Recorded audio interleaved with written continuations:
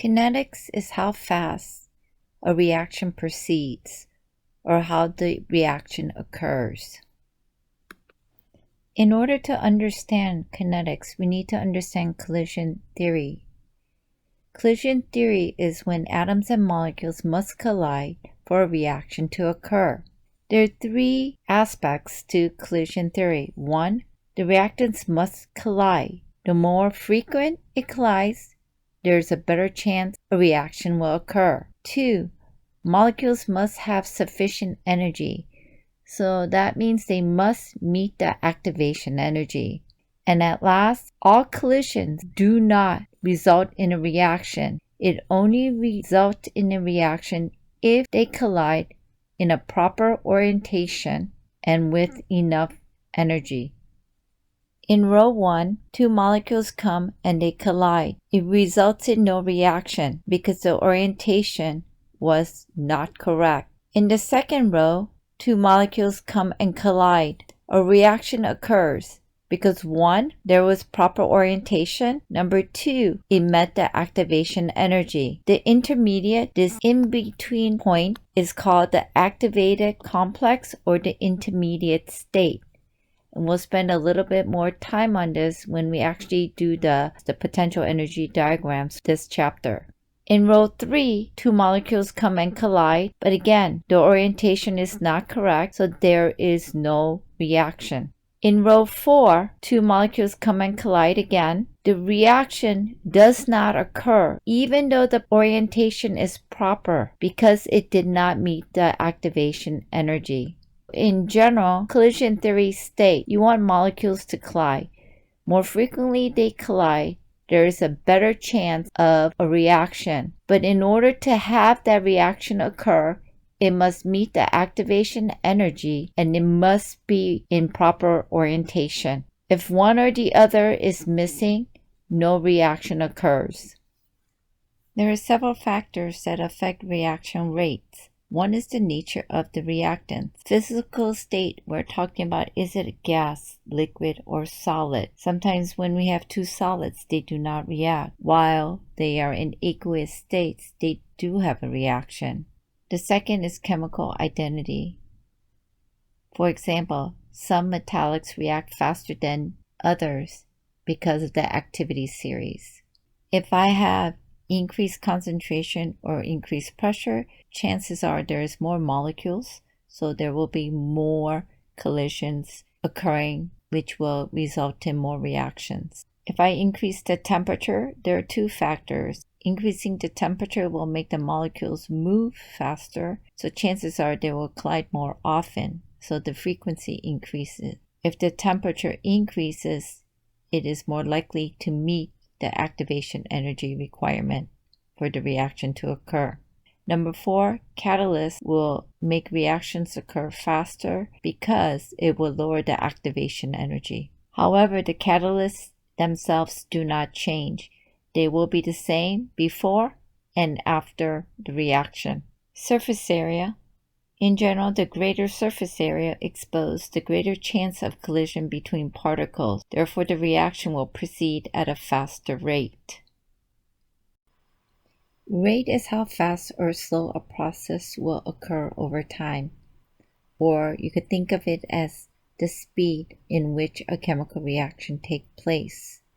So this is how fast the products are made and how fast the reactants are consumed or disappeared. Rate is a quantity over a given time. Since we're talking about reaction, we're talking about concentration. So it's a change in concentration over the change in time. So we have a generic equation here. A plus B equals C plus D. The little letters here are the coefficient of each of the reactants. Generic formula for the rate is equal to the concentration over time. There's a negative sign here for the reactants to note that it is disappearing or consumed. The products are positive because they are being made or produced. The stoichiometry coefficient here becomes the denominator. and I'll explain this in the next section with a problem. So the general formula for rate is equal to negative the change of disappearance of a reactant. Again, it must be a negative because it is being consumed over the change in time. For the product, it's positive. It is a change in appearance of the product over the change in time. So if I have the following equation, 2N2O5 yields 4NO2 plus O2, my equation is negative change in concentration of N2O5 over 2 delta T. This is equal to a positive delta concentration of NO2 equal to positive, because it's a product, changing concentration of NO2 over 4 delta T. This is equal to a positive concentration of O2 over delta T. All three of these statements are equal to each other. So what does this mean? So if I look at my equation, for every 1 mole of O2 formed, there are 4 moles of NO2 that are formed, and 2 moles of N2O5 are used up. It is because of the coefficient of the balance equation. Therefore, NO2 is formed 4 times faster than O2, because if I look at my equation here, for every 4 NO2 that is formed, only 1 O2 is formed. So what we do is, in the rate equation, we need to divide by the coefficient to make it equal. So since 4 times NO2 is formed to 1 O2, I need to divide the NO2 by 4 to make it equal to O2 production. Use the following equation, 2A plus 3B plus 5C yields 7D plus 11E to answer the following questions. So for A, we have the concentration of C is decreasing at 2.0 molars per second. How fast was D being created? So we have reactant C here, and we have product D. So we have the concentration of C is decreasing at a rate of 2.0 meters per second. So they want to know how fast the concentration of D is being created or produced. I need to first start by writing my rate equation. So rate is equal to negative, because C is a reactant. So the change in concentration of C over delta T. I'm going to pull out my denominator, which is 1/5. My coefficients become denominator because we want to make them 1-to-1 ratio. This is equal to a positive because my D is a product and it's being produced. So that's also the concentration of D over delta T. And that coefficient is a 7, so it's 1/7. So if I read this problem, we know that C is decreasing at a rate of 2.0 molar per second. So that means it's a concentration, because the units of concentration is molar, over time, because the units of time is second. So what we have here, 2, is this value right here. So now I'm going to plug in. So this is negative 1/5. I'm going to plug in the 2. But since it was decreasing, it's a negative 2.0 molar per second. This is equal to 1/7 delta D over delta T. And what we're doing is we're going to solve for this right here. So delta concentration D over delta T equals to 2.8 molars per second. There are 2 sig figs because there's 2 here. Decimal significant digit, that 0 is significant. And if you notice it came out positive, you want it to come out positive because it's being created. Pause the video, try B on your own, and then check your answer. Here we have concentration of E is increasing at 3.0 times 10 to the negative 6 molars per second. How fast was A concentration disappearing? So we are only going to look at A and E. So this is going to look like my rate equation again, rate. My E is going to be positive because it's a product, so 1/11 delta concentration of E over delta T. This is equal to negative because my reactants are disappearing, 1/2 delta concentration of A over delta T. Since it's increasing at this rate, that is the value of delta E concentration over delta T. So now I'm going to plug it in. So it's 1/11. Again, if you're struggling with algebra, move everything to one side and solve for the missing variable. This is going to be 3.0 times 10 to the negative 6 molars per second. Here my value is positive. Why? Because it is increasing. This is equal to negative 1/2 delta A over delta T. So in this problem, what we're looking for is delta A over delta T, because that would be the rate in which A is disappearing. So delta A over delta T equals to 5.45. With correct sig figs, it should be 5.5 times 10 to the negative 7 molar per second. I strongly suggest, to make the problem easier for you to see it visually clearer, it is better that you pull the coefficient out and make it into a fraction by itself and then write the equation together. That way when you plug in your numbers, you tend to make less math error. Pause the video, try these on your own, and then check your answer. Use the following equation to solve for C and D. In C we have B is decreasing at a rate of 55.01 molar per second. How fast was C was being consumed? Start by writing your equation. We only need to include B and C. So this is going to be rate. It's going to be a negative because B is a reactant. 1/3 delta concentration of B over delta T. This is equal to a negative because C is also a reactant. 1/5 concentration of C over delta T. Since B is decreasing, we're looking for C. We know we're going to look for this. This right here is going to be change in concentration for, so now I'm going to plug in negative 1/3. My concentration for B was 55.01 molar per second. Since it was decreasing, I must stick a negative sign in there. This is equal to negative 1/5, and we're looking for delta C over delta T. So my delta C, or change in C over delta T, equals negative 91.68 molar per second. And it has to be negative because C is a reactant, so it must be decreasing. For D, we're looking at reactant D and E. So if I look at reactant D, my rate equation is going to be positive because they are both products. So this is going to be 1/7 concentration of D over delta T. This is equal to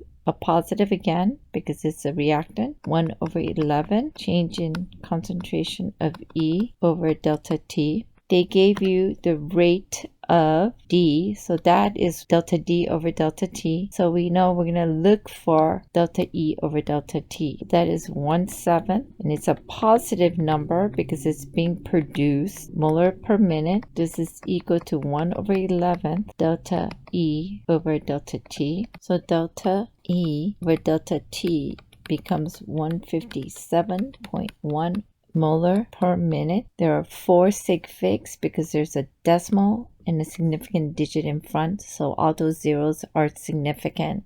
Couple things for this section. Number 1, make sure all the reactants are negative because they are decreasing or being used up. All the products are positive because they are being produced. To make the math a little bit easier, when you use the coefficients as a denominator, make sure you pull them out and write the reactants on its own. It'll be easier for you to visualize the change in concentration. Remember, the coefficients become reciprocal because we want everything to be a 1-to-1 ratio.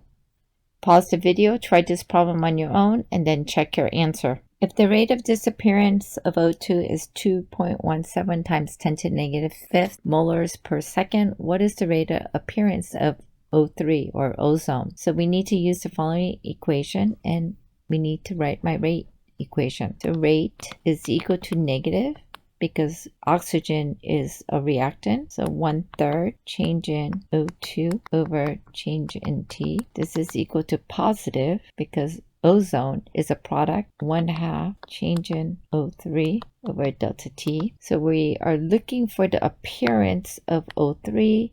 That means we are looking for this right here. Since O2 is disappearing, just the O2, this value 2.17 times 10 to the negative fifth is right here. So now I plug in. Since it's disappearing, we must put a negative sign. 2.17 times 10 to the negative fifth molars per second. This is equal to 1/2 delta ozone over delta T. The appearance of O is equal to 1.45 times 10 to the negative fifth molars per second. Pause the video, try this problem on your own, and then check your answer. Here we have H2 plus Cl2 produces hydrochloric acid. The chart shows concentration of H2CO2 and HCl at time 0 and at time 4 seconds. They want you to calculate the average run of the rate expressed in moles H2 consumed per liter per second. So we are looking for how much the average reaction rate is. So when we do the average reaction rate, it is still a rate equation, but we only work on the concentration. So this is going to be the change in H2 over the change in time. Since we have an initial and final, remember, anything that's a delta, we know whatever the value is, it's final minus initial. That is what we're going to do. This is going to be H2 concentration final minus H2 concentration initial. Same thing here. It's going to be time final minus time initial. 0.020 molar minus 0.030 molar divided by 4.00 seconds minus 0.00 seconds. This comes out to negative 0.0025 molars per second. And remember, molar is moles per liter. So if they wanted moles per liter per second, that's just moles per liter times second. And that's what we have, moles per second, or molars per. That's what we have, moles per liter second. It will have two sig figs, because if I subtract top here, I line up the decimal, so it's 0.020, 0.030. This is minus, so we're going to line it up right here because those zeros are significant, decimal and significant digit. So the top one has two significant digits. The bottom one will have three significant digits because it's 4.00 minus 0.00. All these zeros are significant, so there's 3. Least amount is 2, and I have 2 in my answer. It should also come out negative because hydrogen is a reactant and it's being used up. So calculate the average reaction rate expressed in moles HCl produced per liter per second. Since we're doing the average, we write my equation. Rate is equal to change in HCl over change in time. Since it's the average, we're going to have a final minus initial. That's going to be HCl final minus HCl initial over time final minus time initial. This is equal to 0.020 molar minus 0.00 molar divided by 4.00 seconds minus 0.00 seconds. So with correct sig figs, it's 0.0050. It needs 2 sig fig because if I line up the decimal for my reactants, 0.020 subtracted with 000, it's lining up here. So there's going to be 2 here. These last zeros are significant because there's a decimal and a significant digit. And so this one, the top one has 2, the bottom one has 3, just like the previous problem. Since there's a decimal, The first non-zero digit is 5, so I need 1, 2. So that's zero significant. Units of, you could write it as moles per liter times seconds, which is the same thing as moles per liter per second.